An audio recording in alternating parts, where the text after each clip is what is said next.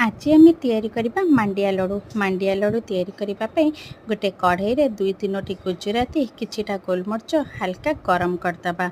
गरम हो गला पर ताकू आम गोटे जगह बाहर करदबा। तापर कढ़ई रे भल गुआ घी नहीं गुआ घी गरम हो गला पर मांडिया चूना दे मांडिया चूना को भल भाबे भाजिबा। मांडिया चूना भल भाबे भाजी हो गला पर ताकू आम गोटे जगह बाहर करदबा। तापरे कढ़ई रे काजू बादाम पेस्ता बादाम आ धड़ा राशि को मध्य भाजीदबा। आगुरु जेहेतु मो पाखे बादाम भजा होकी थिला तो सेथिपाई मु ताको बादाम को भाजिलिनी। तापरे आमे धड़ा राशि को बाहर करके मांडिया चूना रे देदबा।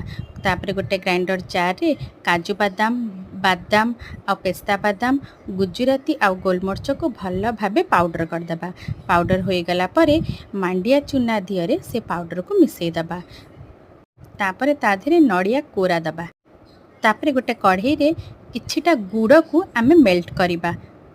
गुड़ मेल्ट हो गला परे तापरे आमे मिक्स करके जो मांडिया चूना रे रखी थिबा सेइथिरे गुड़र बैटरटा को ठंडा हैला परे धीरे धीरे हाथ रे चकटिबा। भल भाबे बैटरटा चकटा हो गला परे हाथ रे टिकी घी दे ताकू गुड़ा आकार रे रेडी करिबा। तापरे हमर रेडी हे जिवो मांडिया लड्डू।